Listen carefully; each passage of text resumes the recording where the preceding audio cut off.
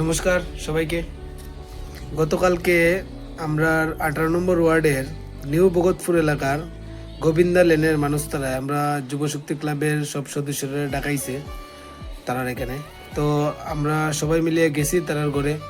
যাওয়ার পরে তারার অসুবিধাগুলো আমরা কাছে জানাইছে যে তারার 2-3টা অসুবিধা আছে গল্লিতে। তো 1 নম্বর অসুবিধা, তারার গল্লির অবস্থাটা এরকম খারাপ বৃষ্টির কারণে যে তারা আসা যাওয়া করতে পারে না। আর তারার গল্লিতে রাত্রেবেলা আসা যাওয়া করতে অনেক অসুবিধা হয়ে যায়। গল্লিটা অনেকটা লম্বা, একটাও লাইট নাই গল্লিতে। তো তারা এই অসুবিধাগুলো আমরা কাছে জানাইছে।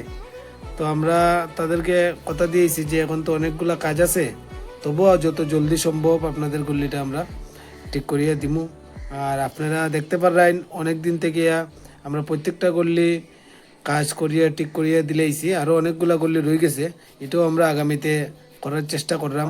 আর আপনারাও যে যে গলিতে আসুন, আমরা যে গলিতে যাইতে পারলাম না অনেক গলিতে, আপনারা যে যে গলিতে আসুন আমরা কাছে জানাইবেন। যদি গলির কোনো অসুবিধা থাকে আমরা যতটুকু পারি আমরা ক্লাবের পক্ষ থেকে করিয়ে দেব।